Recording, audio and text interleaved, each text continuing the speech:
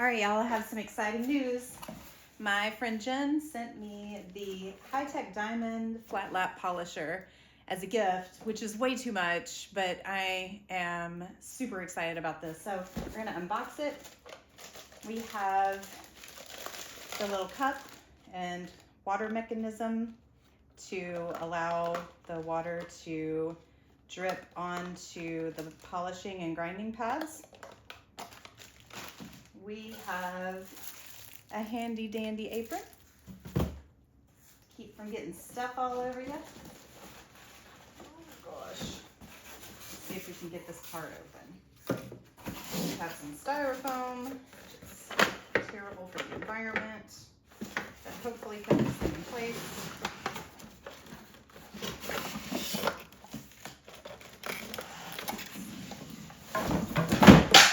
Well, that's not good.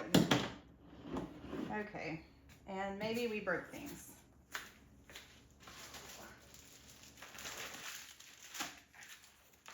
Okay, so let's get all this out of the way. All right, so we have the flat lap polisher.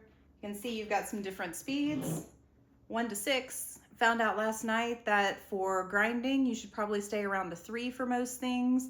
And then for polishing, you just take it all out on a 6. So we're gonna try some of that today. We've got the guard here to keep it from maybe splashing as much all over the place. And then we have the backing plates. We've got some instructions, which I'm going to be reading. And we have all of the discs here. And so my understanding is that this comes with one of the grinding discs, a 180, and then there are some other discs that are all polishing discs. So we're gonna check this out, see which types we have. I did watch a couple of other videos of folks who've been using this for a while who said there are 4 other discs to get. I will put those in the comments just so that you have them, and you can order those by using the code on High-Tech Diamond's website. You can use the code Sarah Rocks and you can get a discount on the additional discs. So I'm gonna put this thing together and check it out. All right, so I've got this open and we have indeed the 188-inch. This is the grinding pad, and this already has, it's already on a backer. So this is to grind down the stones in stage 1.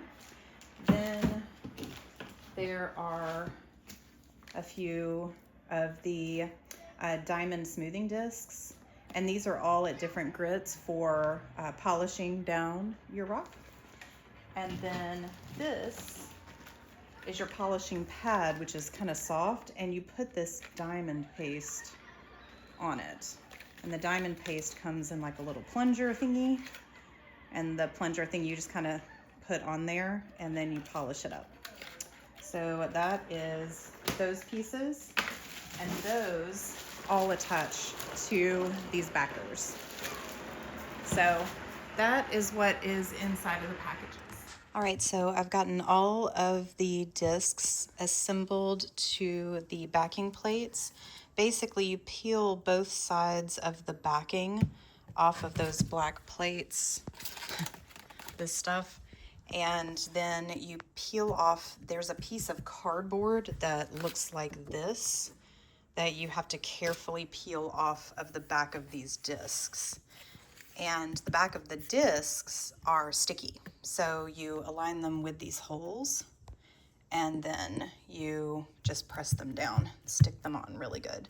It says in the instructions that you can replace these pads without having to replace the backer, as long as you, when you're ready to replace them and they're worn out, you heat them up with like a hair dryer or some kind of heat source for a couple of minutes, and then you should be able to peel them off and then replace just the discs on these existing backers. I also have assembled the diamond plate to the grinding plate, and basically you unscrew this little piece. There are 2 washers, they both go on top. So you just screw off this entire top piece and then kind of press this down and then screw this back in. I also have the drain attached to it. One thing I will say on mine, and I think it might be a manufacturing flaw, but my little attachment here that attaches to the side that holds this cup is really close to the machine, and I can't find a way to get it scooted over anymore. And so whenever I put the cup in, I mean, it's in there pretty firm, which is probably a good thing, but it's kind of denting in the side because it's not as, I think it's supposed to be just a little bit farther away when I looked at the... All right, so I've set this splash guard back on top of it. It just kind of sits in there. There are these little screws that apparently can adjust and push this up, so that way the splash guard comes up a little bit and keeps as much water from spraying out. So I'm going to probably screw these in some and move this splash guard up because I'm going to be working with smaller rocks today. All right, so I'm all set up. I am going to pour some water into my cup and adjust the drip, so that way I can make sure that that stays cool and lubricated. I'm going to try out this first rock today. It's a thunderegg. I cut this in a previous video. I love the little clouds in there. So we're going to use this as a practice rock and then go from there. So we'll start off with grinding it flat. Now the first thing I'm going to do is I'm going to make some marks with a Sharpie on this rock. And the reason you do that is as you're grinding, you can make sure that you've gotten it completely flat by making sure you grind out all of the marks that are on there. So I'm going to go ahead and do that next. All right, we're all marked up. Got water in the tank and ready to get started, so here goes nothing.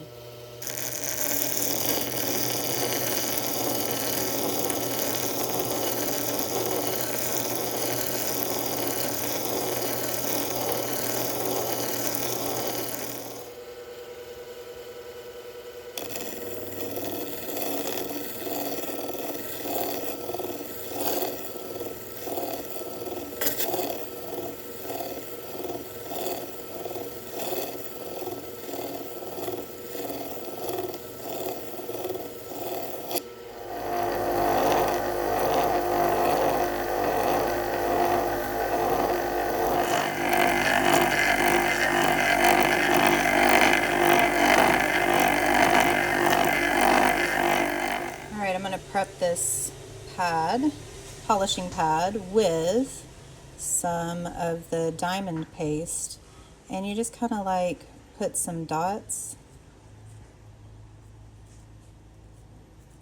and apparently once you do this once, you never have to do it again on this particular pad.